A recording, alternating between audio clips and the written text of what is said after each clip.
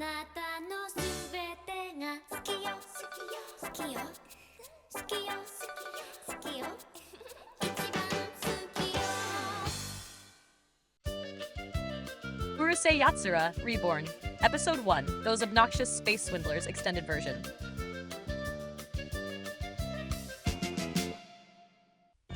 A colossal fleet of golden starships marked with tiger stripe patterns silently surrounded planet Earth. It was the invading Oni fleet, a strange extraterrestrial race that, since time immemorial, had spread across the galaxy, conquering countless worlds. Although they possessed military power capable of crushing entire civilizations, they rarely chose war as their first option. They preferred to win through deception, wagers, contests, carefully crafted challenges, and every kind of elaborate trick imaginable. Yet whenever deceit alone was not enough, they never hesitated to unleash the full might of their vast and fearsome empire. Now, after uncountable victories, their attention had turned toward one small blue planet called Earth. Inside one of those gigantic warships, large enough to house more than 5,000 crew members, a beautiful young woman trained with relentless intensity. She wore lightweight training shoes, tight yellow athletic leggings, and a sleeveless top decorated with the traditional tiger-striped pattern that identified her people. Her long, vivid jade green hair shimmered brilliantly beneath the lights, while two small horns emerged proudly from among her flowing locks. She was Lum, princess of the Oni Empire. Suspended before her hung an enormous heavy punching bag. Idiot! Bang! Liar! Bang! Pig! Bang! Her next kick blasted straight through the bag from one side to the other. A thick cloud of sand burst across the room. As the shredded remains slowly spun through the air, they revealed the printed image of a handsome young Oni with an elegant athletic build, long jade-colored hair, and two proud horns upon his head. It was Ray, Princess Lum's former boyfriend. His image remained visible for only a brief instant before disappearing once again inside the swirling cloud of sand. As the dust slowly settled, Lum breathed heavily, while streams of electricity raced from head to toe across her entire body. Meanwhile, at the far end of the young princess's private training hall, two much smaller figures slowly approached her. Compared to the towering Oni, they looked almost child-sized. They belonged to the Mimi, a gentle race that had been conquered and domesticated generations ago, faithfully serving the Oni Empire ever since. With smooth ivory skin, large dark eyes, rounded heads, delicate chins, and long pointed ears, they resembled tiny elves more than anything else. They had no horns, possessed very little physical strength, and lacked the striking features that distinguish the Oni. Dressed in simple one-piece orange uniforms, they performed every domestic duty and support task that the proud Oni considered beneath their dignity. The only purpose of these cheerful little beings was to serve their masters with complete devotion. Every thought, every effort, every ounce of attention they possessed was dedicated to making the Oni comfortable. In return, the proud warriors barely acknowledged their existence, treating them as little more than household appliances or beloved pets, quietly tending to every need while their powerful masters trained, exercised, or amused themselves throughout the immense space station. Miss Lum. One of the Mimi respectfully offered her a towel, while the other handed her a refreshing drink. Lum accepted both without a word.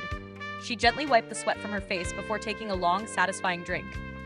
Miss Lum, Lord Ray has already tried to contact you more than 20 times. Lum frowned. Ray is no longer my boyfriend. He's been extremely persistent. Tell him I'm busy. But Miss Lum, Lord Ray insists that... Before the little Mimi could finish speaking, Lum peeled off her sweat-soaked training clothes right where she stood and tossed them straight at her assistant, completely covering the poor servant from head to toe and revealing her graceful, striking figure beneath. Without waiting for another word, she calmly walked toward the exit. The automatic doors slid open. The princess strode through the wide corridor while the two Mimi hurried after her, struggling to keep up. At last, she stopped before an elegant sliding paper door. Beyond it, her beautiful silhouette could be seen softly through the paper, illuminated from behind. The door glided open in complete silence. It was the princess's private bath. A few moments later, the gentle sound of running water filled the corridor. Scene 2. While, high above the skies, an unknown threat drew steadily closer to Earth, life in the streets of Tomobiki went on exactly as it always had. Ataru! The furious voice of a young woman echoed down the street. A teenage boy ran after her, desperately trying to catch up. It was Ataru Moroboshi. At first glance, he looked like an ordinary high school student. Brown hair, a mischievous sparkle in his eyes, and the unmistakable expression of someone who always seemed to be one step away from getting himself into trouble. And more often than not, he was. Because Ataru possessed a truly remarkable talent. Not for studying, not for sports, not for excelling at anything particularly useful. His real gift was getting into trouble and driving every girl around him absolutely furious. Walking several steps ahead was Shinobu Miyake, an exemplary student, class representative, and the pride of her parents.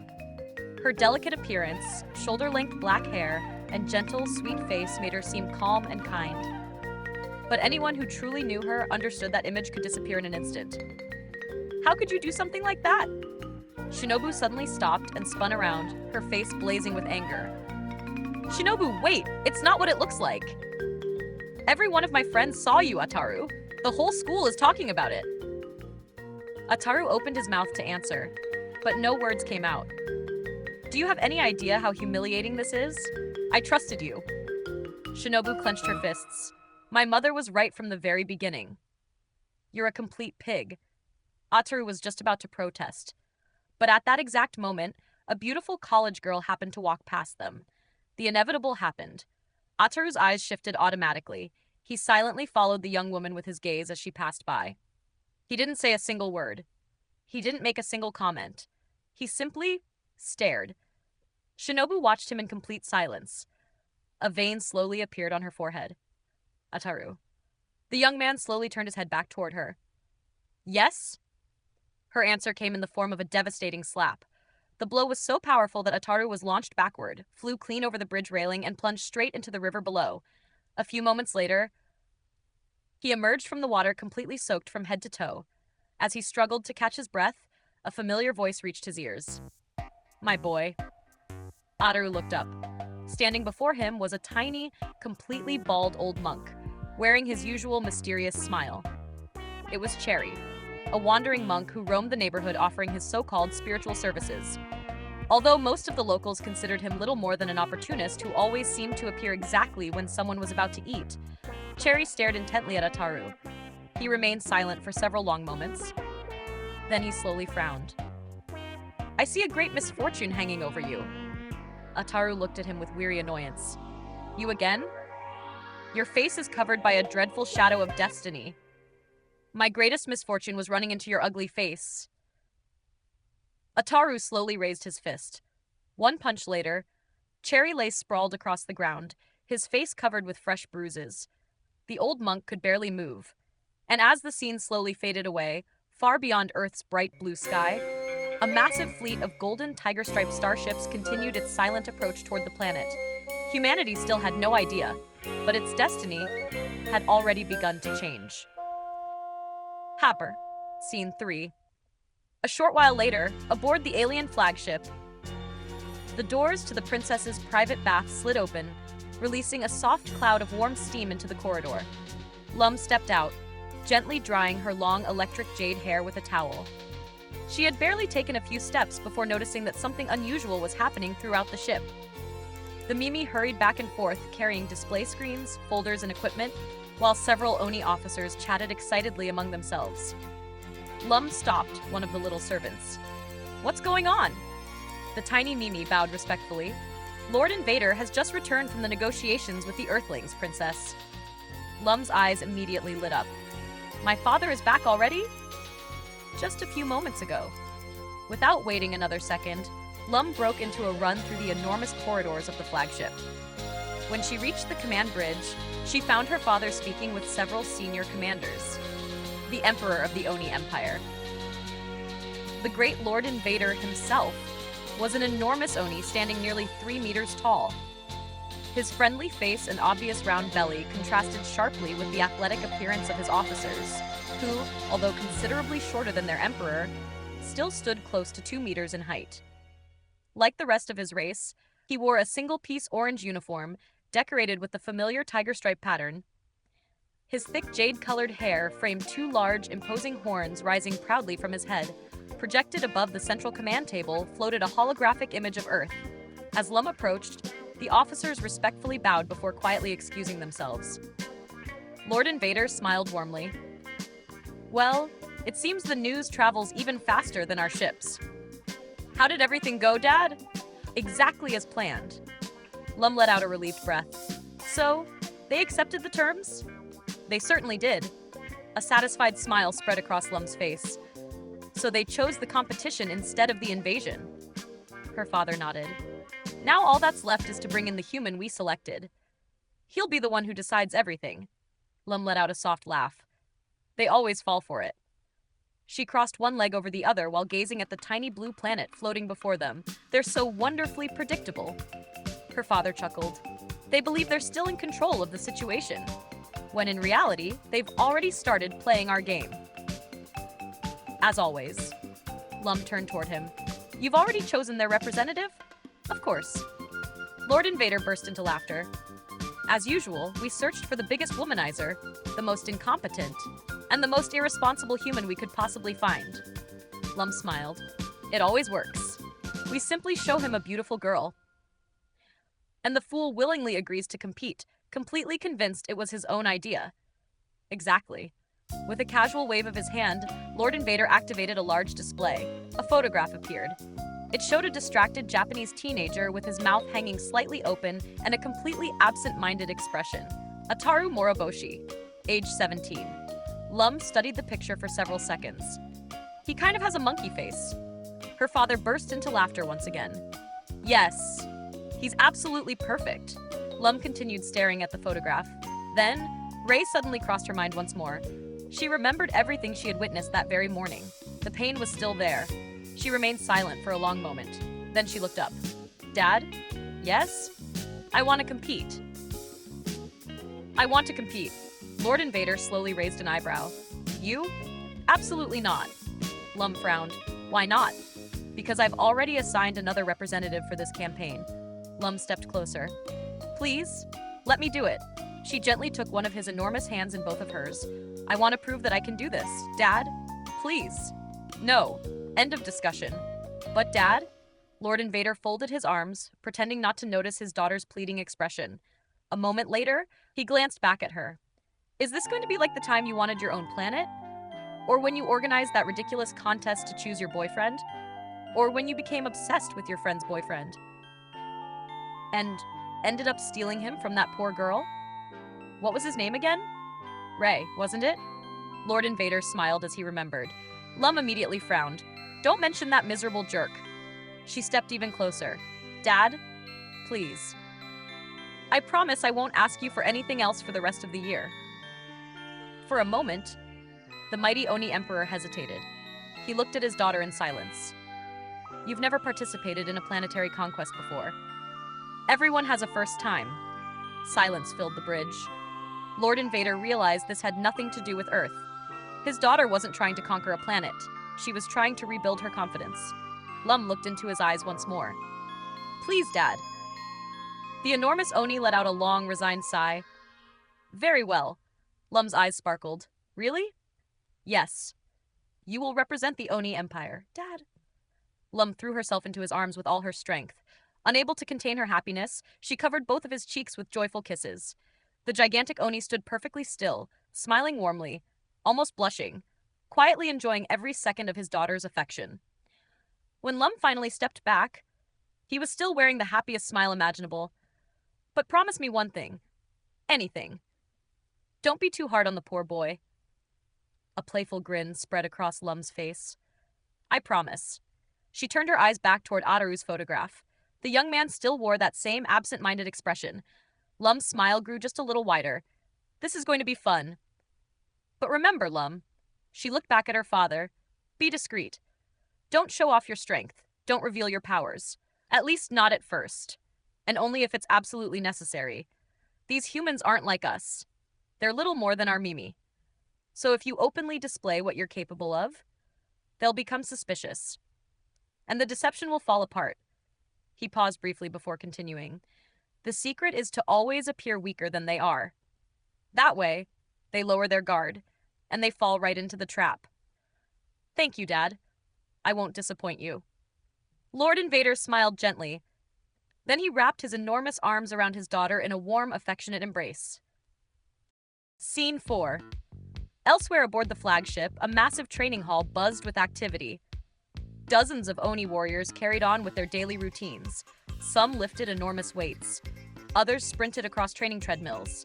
Several practiced hand-to-hand combat while laughing and joking with one another. Suddenly, the doors burst open. A tall Oni woman hurried inside. Hey, have you heard the news?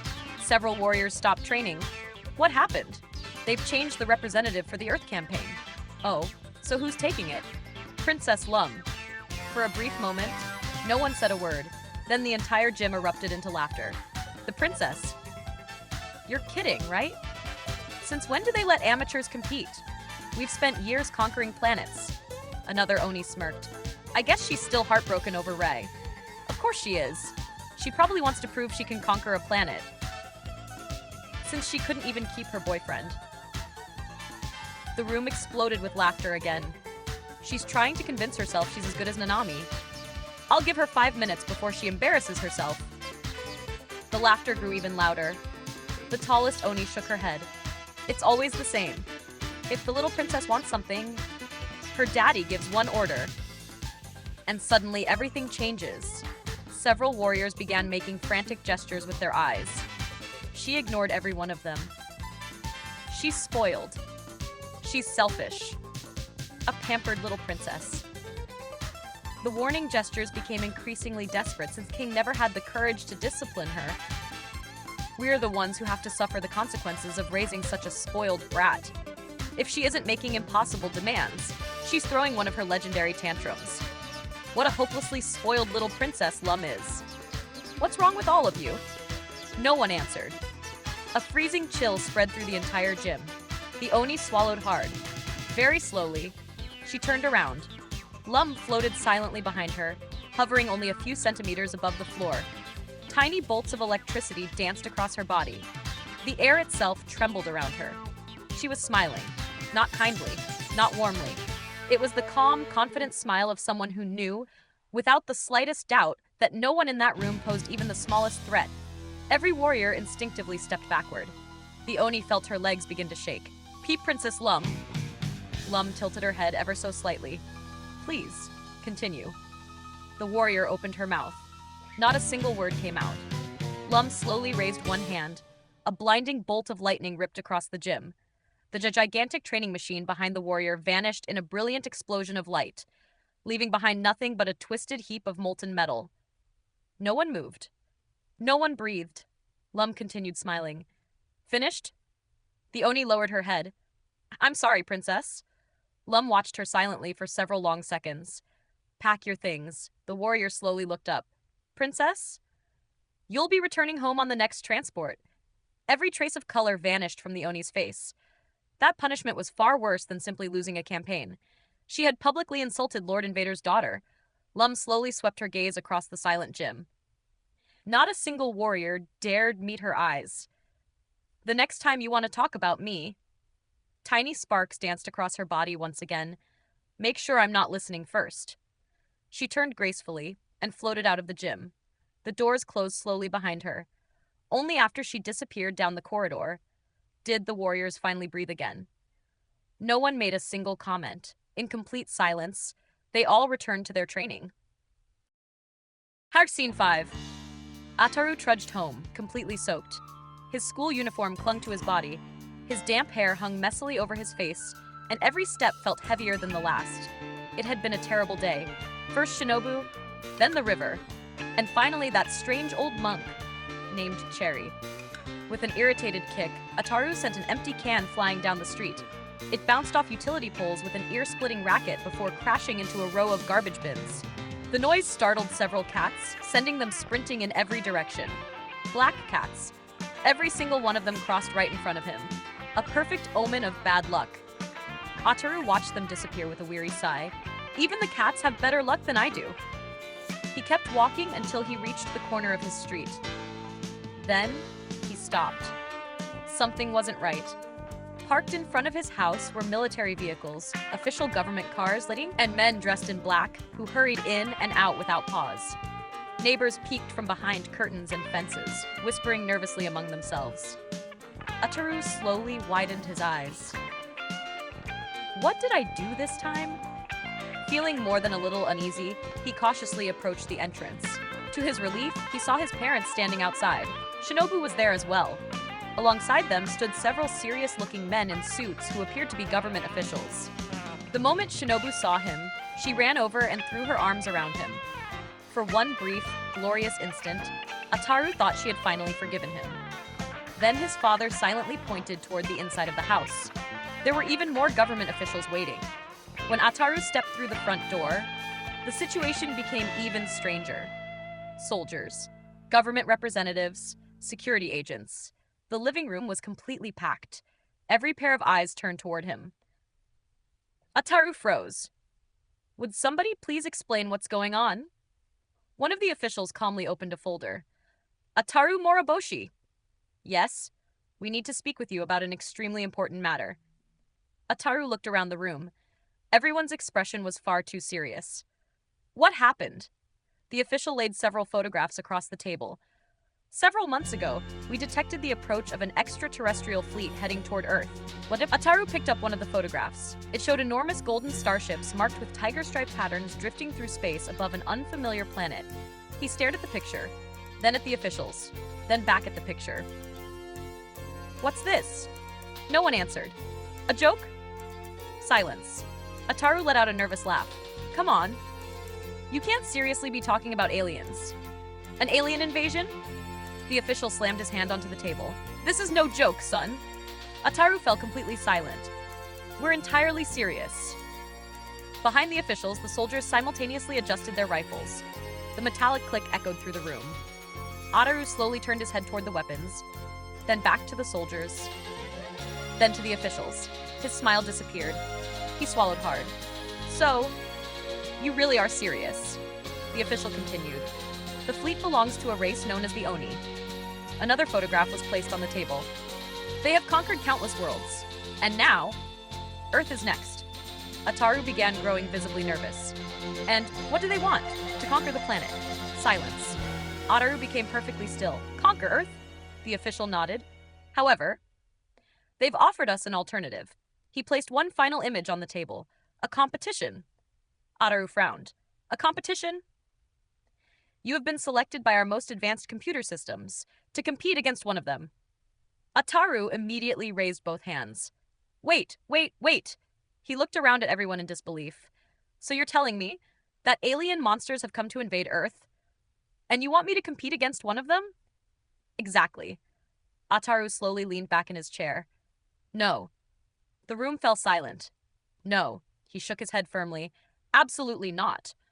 I'm not competing against alien monsters. He gripped both arms of the chair as though preparing to escape. Don't you realize I'm just a high school student? We don't even know what they're capable of. The officials exchanged quiet glances. It was exactly the reaction they had expected. Ataru Moroboshi. One of the officials opened another folder. We've carefully studied your psychological profile. Ataru looked at him suspiciously. My profile? The official quietly spread several photographs across the table. Ataru picked one up, then another. His eyes slowly began to change.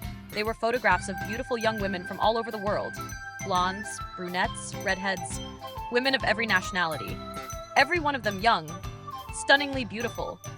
As though they had stepped straight out of the magazines Ataru secretly collected. Slowly, Ataru reached for another photograph, then another.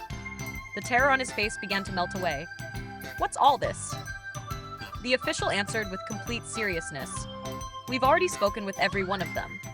Ataru slowly looked up, and every single one has agreed to live with you. Silence. Ataru froze. With me? And that's not all. The official continued, but we're also offering you a luxurious penthouse, fully furnished, with every expense paid. Ataru looked at the photographs, then imagined the apartment, then looked back at the photographs again. His eyes began to sparkle. A penthouse, and lots of beautiful girls. A slow smile spread across his face. Nearby, Shinobu quietly closed her eyes. She already knew exactly where this was going. Ataru slowly lifted the photographs. This? A dramatic pause. This is. His face lit up. An incredible deal. The officials nodded together. Exactly. Ataru looked as though he had entered paradise. Then, Shinobu grabbed his arm and slowly twisted it. Oh! Oh, Shinobu! She smiled sweetly.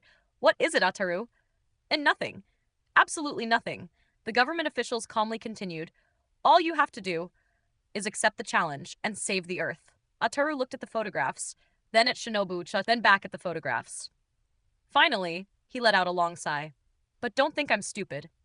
Before I agree to anything, I want to know exactly who I'm competing against. Before anyone could answer, a tremendous roar shook the entire house. The windows rattled violently. Neighbors rushed outside. The sky above the neighborhood suddenly grew dark. A gigantic golden starship slowly descended over the Moroboshi residence. The blast from its engines bent the trees, whipped dust through the air, and forced everyone to shield their faces. The vessel was so enormous. It hardly seemed possible it could be hovering there at all. Soldiers immediately secured the area. The massive lower hatch slowly opened. A gigantic landing platform descended with mechanical precision, slamming into the yard and leaving a deep impression in the ground. The entire scene resembled the official arrival of a visiting head of state. In action, a full diplomatic delegation had arrived on Earth. The Oni soldiers descended first, then came the attendants. Finally, a gigantic figure appeared. An enormous Oni slowly walked down the ramp. He stood nearly 3 meters tall. His mere presence was overwhelming. Ataru slowly lifted his eyes and froze in absolute terror. And no, the giant reached the ground. Then, to everyone's complete surprise, he smiled warmly. Good afternoon, Ataru blinked. Huh? The giant politely inclined his head. I am Lord Invader. Ataru continued staring in stunned silence. You will be competing against my daughter. Ataru instantly turned pale. Wait, so I don't have to compete against you? Lord Invader chuckled softly. No. He stepped aside. You'll be competing against my daughter. A graceful figure emerged from behind him. The crowd fell completely silent. Lum slowly descended the ramp. Her electric jade hair shimmered brilliantly beneath the sunlight. 2 delicate horns crowned her head. She wore a yellow tiger-striped 2-piece outfit with tall boots reaching her knees. She moved with effortless elegance, complete confidence, and impossible beauty. Ataru stood perfectly still. Every trace of fear vanished. She's beautiful. Shinobu clenched her teeth. Ataru. Lum immediately noticed the young man's gaze. Instead of feeling embarrassed, she smiled. She slowly spun around, deliberately enjoying the growing tension. She knew perfectly well the effect she had on him, and she also knew someone else was watching with far less admiration. Shinobu tightened her grip on Ataru's arm. Oh! Shinobu! What now? Nothing. Lord Invader looked at both of them. This is my daughter. Lum. Ataru couldn't take his eyes off her. And now, the competition. You may choose any challenge you like. Government officials quickly began suggesting possibilities. Swimming. I can't swim. Basketball. I'm too short. A marathon. I'd collapse. Mathematics. Shinobu answered immediately. Impossible. He's hopeless. Ataru sighed. So, anything? Anything. He thought for a few seconds. When I was a kid, I was really good at playing tag. Lum smiled brightly. That sounds fun. Ataru began imagining the situation. His eyes wandered over her boots, her legs, her waist, her face. Then they stopped. Her horns. Lord Invader's eyes widened. Perfect. Ataru blinked. Perfect? You're serious? Before Shinobu could finish muttering, what an idiotic idea, Lord Invader pointed toward Lum's horns. The contest will be simple. If you manage to touch her horns within 7 days, you win. Ataru slowly grinned. So, to reach her horns, I'll have to touch the rest of her body first? He asked, practically drooling. Lord Invader looked at Lum. Lum smiled back. For us, that's perfectly acceptable. I accept. Lord Invader nodded. If you win, we will leave Earth. Then his expression became solemn. But if you lose, he looked around at everyone present. This planet will become part of our empire, and every one of you will become our slaves. As cameras flashed wildly and reporters rushed toward the scene, 2 government officials quietly stepped aside. One closed his folder. I can't believe this boy represents all of humanity. The other slowly shook his head. What a character. He glanced toward Ataru. The first official sighed. Meanwhile, Ataru stood there smiling proudly, without the slightest idea that he had just walked straight into a carefully prepared trap. Scene 6. A short while later, the Oni flagship slowly returned to its position in orbit around Earth. The moment Lum and her father stepped through the doors of the main hall, a shower of colorful streamers rained down upon them. We did it! Earth is practically ours already! The enormous chamber was overflowing with celebrating Oni warriors. Music echoed through the hall.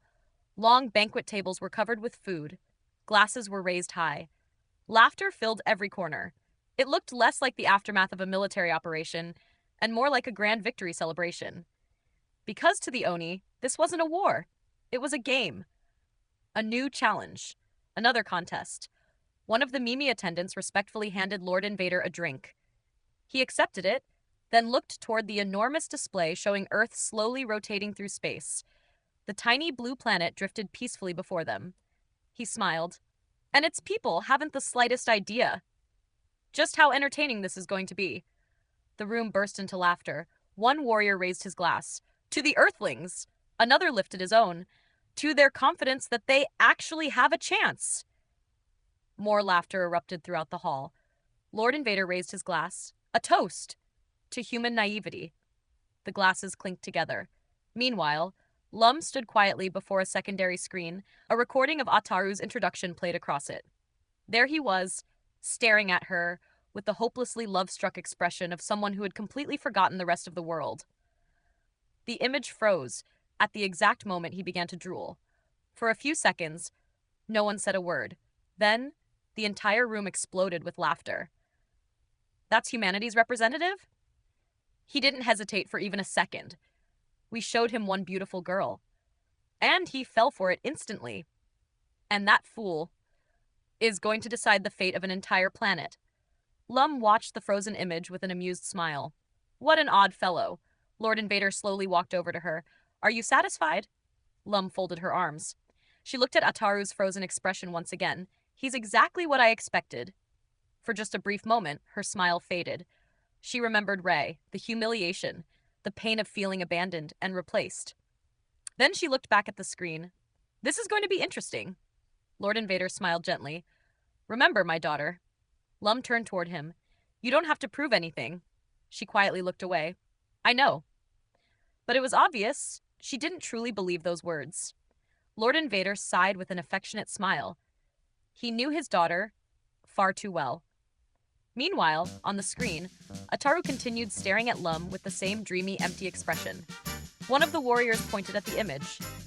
He really does have the face of an idiot. Lord Invader laughed softly. Yes, he's perfect. The room erupted into laughter once again. Scene 7. While the Oni continued celebrating in space, preparations on Earth were already underway. Inside a top-secret military installation, Ataru Moroboshi was receiving the most important training of his life. At least, that was what everyone around him hoped. An officer stood before a giant display covered with maps, diagrams, and tactical charts. The competition begins at sunrise and ends at sunset. You have 7 days. Don't underestimate your opponent. We still know almost nothing about these aliens. She may look like an ordinary innocent girl, but she could be hiding abilities we haven't even imagined. Ataru sat in front of him. His body was there, his mind was somewhere else. You'll have access to every piece of equipment the government can provide. The officer changed the display. Our finest scientists and engineers will work exclusively to support you. Ataru remained completely motionless. Your mission is simple. Capture the Oni representative's horns. Ataru smiled absent-mindedly. The officer continued. Don't let her beauty distract you. The future of humanity depends on your ability too. But Ataru had already stopped listening. His imagination had taken over. Suddenly, he was no longer sitting inside a military headquarters. Instead, he sat upon a magnificent throne at the center of a vast palace lined with towering marble columns. Dozens of breathtakingly beautiful young women surrounded him. They wore elegant robes of delicate, almost transparent silk. Some served him exquisite feasts, Others poured fine drinks into jeweled goblets. Several gently fanned him with enormous feather fans. Everywhere he looked, he was showered with admiration. Our savior! The hero of humanity! I want to have your children! Ataru smiled proudly, completely intoxicated by his fantasy. I know. It's not easy carrying such tremendous responsibility. At his feet, Shinobu offered him a cluster of grapes with a sweet, gentle smile. Then, everything shattered. The palace vanished. The beautiful women disappeared. Reality came crashing back. Ataru was still sitting in the military briefing room, with a thin strand of drool hanging from the corner of his mouth. Everyone stared at him in complete silence. Shinobu stood nearby, her arms crossed. Would you kindly pay attention? Ataru hurriedly wiped his mouth. At that very moment, another government official entered carrying a thick folder. Here are the photographs of the rest of the girls you requested. Shinobu slowly turned toward Ataru. Without saying a single word, she stood up and delivered a loud slap across his face. Pig. The other government officials exchanged uneasy glances. One quietly whispered, "Saving the Earth is going to be even harder than we thought." The following morning, Tokyo no longer looked like an ordinary city. It looked like the stage of an event that would change the course of human history. The streets were filled with journalists who had arrived from every corner of the planet. Cameras, microphones, mobile broadcasting units, helicopters, and giant screens were transmitting the same news again and again. The alien invasion, the competition, and the young man chosen to defend Earth. Ataru Moroboshi. Mobile press teams, satellite units, broadcasting vans, and representatives from the world's major media organizations had arrived in Tokyo to cover the most important event in human history. At the same time, across the rest of the world, millions of people remained glued to their televisions, anxiously following every new detail about the arrival of those mysterious aliens and the competition that would decide the fate of Earth. Lum, the beautiful invading princess, had quickly become the most visible face of the crisis. Together with her father, she represented the entire Oni civilization before the public, and almost without intending to, she had transformed into a true international celebrity. Journalists were fascinated by her. Interviews followed one after another. What is life like on your planet? What is your impression of Earth? Have you tried Japanese food yet? Is there any human boy you find attractive? What kind of music do you listen to in your world? Lum answered every question with a smile, always kind, relaxed, and polite, clearly enjoying all the attention. Meanwhile, her image began appearing everywhere. Posters, advertisements, and magazine covers decorated bedrooms, cafes, nightclubs, music stores, and youth gathering places. In only a few days, the Oni princess had unexpectedly become a true cultural phenomenon. At the same time, Earth's governments attempted to use this unexpected media fascination to distract everyone from the disturbing reality. If Ataru Moroboshi failed, all of humanity would become slaves of the Oni Empire. At the same time, not far from where the competition would take place, inside a small ramen restaurant, some of Ataru Moroboshi's classmates from Tomobiki High School had turned the place into a kind of underground betting center. Magain was checking a notebook filled with notes and calculations. Perm counted stacks of bills. Chibi nervously watched the results. Together with several students and even some teachers, they were placing bets on the fate of humanity itself. In one corner, a huge student with a gorilla-like appearance wore a wrestler's mask. He was the president of the torture club. A television placed above the counter continued broadcasting the news. Ataru Moroboshi was born and raised in the Tomobiki district. His teachers describe him as a young man full of energy. The students continued eating. His classmates highlight his perseverance. Magain raised an eyebrow. Perseverance? The television continued. Many agree that he possesses a great heart and an altruistic spirit. At that exact moment, everyone spit out their ramen at the same time. Silence. Magain calmly picked up his glass and looked back at his bets. The television continued showing images of Ataru training. Perm approached him. "Are you sure that idiot can win?" Magain clenched his teeth. He'd better. He looked at his notebook. "I sold everything I owned to bet on him." Then he pointed toward the enormous masked student. "Besides, we have the support of the president of the torture club." The gigantic student cracked his knuckles. Magain smiled confidently as he pointed at him. "Believe me, He can be very persuasive when it comes to motivating worms like Ataru. He smiled.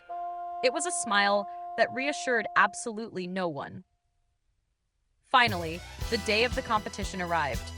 Thousands of people gathered around the course, eager to witness the historic confrontation. Security teams struggled to maintain order among the crowds, while hundreds of television cameras focused on the two contestants, ready to record every second of the challenge. Shinobu, Ataru's parents, and his closest friends waited near the organizers' area, alongside military personnel and government officials, a short distance away from where the competitors stood. Face to face, Ataru Moroboshi represented Earth, and Lum, the invader, represented the Oni. In just a few moments, the fate of the planet would depend on the result of this extraordinary confrontation. There were flags, banners, and signs everywhere. Go, Ataru! Save humanity! Ataru performed his warm-up exercises surrounded by soldiers and trainers. A few meters away, Lum remained completely calm. She gently bounced on her boots, smiling as if she were simply waiting to begin an ordinary game. The commentator spoke with excitement. The entire planet is watching this historic confrontation. The fate of humanity depends on a single young man. Ataru raised his fist. I'm going to win! The crowd erupted. Then the signal sounded. Bang! Ataru took off running. Lum remained completely still. She waited. She waited. She waited. And just as Ataru was about to reach her, she vanished from the ground. The crowd fell silent. Ataru stopped and looked upward. Lum was floating several meters above him. Huh? Ataru pointed toward the sky, while looking at the soldiers standing nearby. Cheater! Nobody told me she could fly. Lum floated above him with a mischievous smile. Well, you should have asked first. The soldiers looked at each other, completely confused. No one had considered that tiny detail. For hours, exactly the same thing happened. Ataru ran. Lum dodged. Ataru jumped. Lum flew. Ataru fell. Lum laughed. The commentator desperately tried to maintain his enthusiasm. Ataru tries once again, and once again he fails. A pause. This is beginning to look very concerning for humanity. At one point, Lum descended and landed directly in front of him. Ataru was breathing heavily, completely exhausted. Lum smiled. Ready to catch me? Ataru charged forward. Lum rose into the air again and used Ataru's head as a stepping stone to propel herself upward. The boy fell face first onto the ground. By the end of the day, Ataru could barely walk. While he lay on the ground, completely exhausted, Lum calmly bought ice cream. Which one do you recommend? The lemon one. Melon. Lum smiled. I'll take both. Ataru looked at her in despair. The invader did not even seem to be trying. At that moment, Ataru thought about the hundreds of girls he had chased relentlessly until then. He could not understand how, now that he was facing the most beautiful girl he had probably ever seen in his entire life, he could not even reach her, much less touch her. Every race, every attempt. Just when he was about to brush against her, the elusive girl would make a small jump and avoid his touch. Then, with an agile spin, she would rise above his head again, moving farther and farther beyond his reach, while laughing happily, as if the entire situation was exactly what it was for her. A simple game. For Ataru, however, the situation was becoming absolute desperation. The end signal sounded. The first day was over, and everyone had seen the same thing. Ataru Moroboshi had not even come close to touching those horns. That night, Ataru arrived home dragging his feet. He turned on the television. We continue our coverage of the historic competition. He changed channels. International analysts are evaluating the chances of the human representative. Another channel. The Oni princess continues demonstrating absolute superiority. Another. Can Ataru Moroboshi save Earth? Ataru turned off the television. He collapsed onto his bed and stared at the ceiling. How am I supposed to catch a girl who can fly?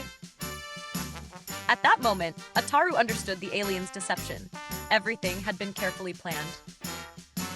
By choosing him as Earth's representative, they surely knew his greatest weakness. That was why they had placed him against the one person who was probably the most beautiful girl he had ever seen in his life. They were convinced he would accept a competition that, from the very beginning, they already knew he could never win. Ataru frowned. If they think they have already defeated me, then they don't know Ataru Moroboshi. He clenched his fist. When it comes to girls, not even one who can fly will escape my hands. Part 4. The second day was even worse. The crowd no longer shouted his name. The applause began to disappear. The whispers grew louder. He's useless. We're doomed. A bottle flew past his head, then a can. Finally, a tomato struck him directly in the face. Splash! Ataru remained motionless. From above, Lum watched him. That must have hurt. The stands began to empty. People were losing hope, while Ataru looked up from below, exhausted and completely dehydrated, staring at the girl who did not even appear tired. That afternoon, Shinobu returned home. When she entered, she heard voices coming from the living room. Her friends were gathered in front of the television, while her mother calmly served them tea. On the screen, Lum was appearing during an interview, while images from the competition were shown between scenes. Lum jumping, laughing happily, and performing all kinds of acrobatics, avoiding Ataru's hands again and again. One of the girls smiled. She's a princess from another planet. I wish I had that much confidence. Another looked fascinated. And to think that on her planet, women can compete on equal terms with men. Shinobu stood frozen. Then she walked over to the television and turned it off. Enough! Her friends looked at her in surprise. What happened? Shinobu was angry. Don't you understand? She pointed at the dark screen. She is the invader. The girls looked at each other and shrugged. But you don't have to get so upset. Shinobu clenched her fists. That night, Ataru returned home once again defeated. Televisions throughout Japan continued showing the same images. Lum flying, Lum smiling, Lum playing with him. Ataru turned off the television and sat down at his desk. For the first time, he looked genuinely worried. The door opened softly. It was Shinobu. He did not raise his eyes. They tricked me. What? They never told me she could fly. Shinobu sighed. Of course. She walked closer. You got careless because she was beautiful. You trusted her too much, but I don't understand. She crossed her arms. What's so amazing about her anyway? It's not like she's that special. Ataru nodded with determination. Exactly. No matter how incredible she is, an enemy is still an enemy. Shinobu listened to his words with clear irritation. After a few seconds, she spoke more softly. What will happen to everyone? Shinobu was surprised. It was not common to see him like this. Ataru. She looked at him. Everyone hates me. The girl remained silent. Finally, she took his hands. There are still 5 days left. Ataru looked up. Shinobu smiled. If you win, a pause. I'll marry you. Ataru froze. What? If you manage to defeat Lum, I'll marry you. Liar. You're only saying that to encourage me and save Earth. For the first time in days, a smile appeared on Ataru's face. Shinobu suddenly stood up. Of course I want you to save Earth. She looked away. But I also don't want you to be remembered forever as the person responsible for our conquest. Ataru clenched his fist. Then I'll save Earth. They hugged. For a few seconds, it was a completely sincere moment, until Ataru's hands slowly began to move. Shinobu opened one eye. Ataru smiled nervously. Silence. This is why. Ataru swallowed. What? This is exactly why we are in this situation. 1 second later, bam! The judo throw was perfect. Ataru flew across the room and crashed into the bookshelf. Shinobu crossed her arms. You're a pig and a pervert! Scene 8. By the third day of the competition, almost all of the excitement had faded away. The enormous crowds that had packed the streets during the first 2 days were gone. Only a few scattered onlookers remained, along with a handful of reporters and several cameramen who seemed far more interested in chatting among themselves than in covering the event. Some of them were even leaning against their broadcast vans, quietly smoking. After all, for most people, the contest was already over. Earth was doomed, and Ataru Moroboshi was a complete loser. Even so, Ataru had regained his determination. Shinobu's words still echoed inside his head. If you manage to beat her, I'll marry you. This time, he wasn't going to chase after Lum. This time, he had a plan. As soon as the day's match began, he slipped a hand into the pocket of his athletic shorts and pulled out one of the devices the military had given him. A cable launcher. Lum raised an eyebrow. A grappling gun. Lum raised an eyebrow. What's that? Ataru grinned. A surprise. He pulled the trigger. The hook shot forward and instantly wrapped itself around the invader's waist. Lum's eyes widened. What's this? Isn't that cheating? Well, you should have asked about the rules first. Lum immediately took off into the air, but Ataru clung to the cable with all his strength. The line went taut. For the first time since the contest had begun, Lum stopped climbing. Ataru pulled with everything he had, inch by inch. He began dragging her back down. "Let go of me!" "No way!" Finally, he pulled her close enough. He lunged. Wrapping both arms around her waist, he held on as tightly as he could. Lum immediately began struggling. As they wrestled, Ataru's hands slid upward over her body until they reached her full bust. Without letting go, he kept pressing forward, pinning her against himself while desperately trying to reach the horns on top of her head. "Let go, you pervert! Now I've got you! Stop touching me! Your horns are next!" An electric surge instantly raced through the cable. In the blink of an eye, the rope was reduced to ashes. Ataru was left completely scorched. Even so, he refused to loosen his grip around Lum's waist. "What's wrong with you?" "I'm not letting go." Furious, Lum shot off in a wild zigzag over the rooftops of Tomobiki. She weaved between television antennas, power lines, billboards, and chimneys, doing everything she could to shake him off. Ataru hung on. Closer, closer, even closer, until Lum finally lost her patience. She spun around. Wham! A crushing punch. Crash! A powerful kick. Ataru was launched high through the air. He smashed through several rooftops before crashing violently into a house. The tremendous impact made everyone present turn their heads. For several long seconds, silence hung over the area. Then the shouting began. Paramedics rushed toward the scene. The reporters suddenly came back to life. The cameramen hurried to start filming again. Lum slowly descended to the ground. She looked at Ataru lying among the wreckage and blinked in surprise. Humans really are so fragile and weak. We were only playing. I wasn't even trying to hurt him. She tilted her head. It was only about 20 meters.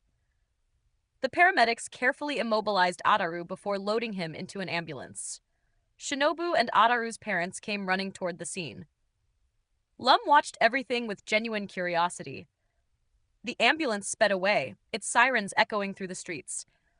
Lum remained there for a few moments, watching it disappear into the distance. Then, looking just a little embarrassed, she quietly adjusted the top of her bikini. The following day, Ataru woke up in a hospital room. His head was wrapped in bandages. His arms were bandaged. His legs were bandaged. Every bone in his body ached. The door opened. Magain walked in, followed by Perm, Chibi, Kakugari, and several of their classmates. Ataru smiled. "You guys came to see me? I never thought you'd actually be worried about me." Magain looked at him without the slightest expression. "Worried?" "Of course we are." He pulled out a small notebook. "We're worried about our money. We all bet on you." Perm held up another notebook. "And we'd like to get it back." "You'd better win," Chibi added, "because if you don't..." The door opened again. A gigantic shadow swallowed the room. It was the president of the torture club. Still wearing his wrestler's mask, the towering giant looked like a gorilla nearly 8 feet tall. Without saying a single word, he walked over to Ataru's bed. Shinobu instinctively stepped back. The giant grabbed the traction frame supporting Ataru's casted leg. Clack! He unhooked it. Ataru nearly slid right off the bed. Shinobu rushed forward to catch him. "Hey! What are you doing?" Without a word, the torture club president calmly reattached the frame exactly where it had been. Then he took one step backward and stood perfectly still. Magain adjusted his glasses. "Consider that a reminder." Perm nodded. "We haven't lost our bet yet. But if you don't win..." No one finished the sentence. There was no need. The president of the torture club remained silently standing beside the bed. Ataru swallowed hard. He understood the message perfectly. Later, the room was empty again. Ataru picked up the remote control and switched on the television. A serious mistake. Ataru Moroboshi is completely irresponsible. Click. "I've never had a lazier student," one of his teachers declared, holding up a gradebook filled with failing marks. "He only came to school to sleep." Click. "He was incapable of finishing even a single assignment," another teacher said, shaking his head. "Frankly, I'm amazed he ever made it to his second year." Click. Magain appeared in front of the cameras. "He owes us money." Standing beside him were Perm, Chibi, and Kakugari. All of them nodded in agreement. Click. Several of his female classmates took turns speaking to the cameras. "He's a stalker. A total pervert. Did you see what he did to that poor alien girl?" Click. His mother appeared on screen, crying. "We never should have had him." Click. A man dressed as an Oni grinned at a cheering audience. Are you ready to serve your future masters? Click. Introducing the new line of ergonomic collars for today's modern slaves. Click. 10 ways to impress your Oni supervisor. Click. How to accept humanity's inevitable defeat. Ataru switched the television off. For several seconds, he simply stared at the ceiling. Then, he smiled. The door opened once more. It was Shinobu. What are you smiling about? Ataru slowly turned his head toward her. I figured something out. What? I made her come down. Shinobu frowned. What? I made her come down for the first time. The expression on his face changed. For the first time since the competition had begun, Ataru stopped acting on impulse. He finally started thinking. I think I'm beginning to understand how she works. Outside the window, the gigantic Oni flagship still hovered silently above Tokyo. Several days later, Ataru was finally discharged from the hospital. He was still covered in bandages. He still walked with difficulty. His ribs still hurt with every step. But now he possessed something he hadn't had since the competition began. A plan. The morning of the decisive day arrived wrapped in an atmosphere completely unlike the first few days. The enormous crowds had vanished. Only a handful of curious onlookers remained, along with a few reporters, several cameramen, and commentators who seemed far more interested in chatting among themselves than in the competition itself. After all, for most of humanity, the outcome already seemed inevitable. Lum floated calmly above the avenue, quietly watching her opponent. Ataru stood perfectly still. He didn't run, didn't look at her, and didn't even appear interested in the contest. What's wrong? Lum asked with a mocking laugh. Have you already given up? Ataru didn't answer. Or are you getting ready for one of your little tricks? Silence. Then, just as before, he slipped a hand into the pocket of his shorts. This time, however, he pulled out a rolled-up magazine. He casually began flipping through its pages, as though the competition didn't even exist. The few remaining spectators quickly grew impatient. Come on, do something. Move already. Ataru calmly kept turning the pages. Lum frowned. What are you doing? No reply. She drifted a little lower. What are you looking at? Still nothing. She moved even closer. A magazine? Ataru let out a quiet chuckle without taking his eyes off it. Curiosity slowly began to get the better of her. What's so interesting about it?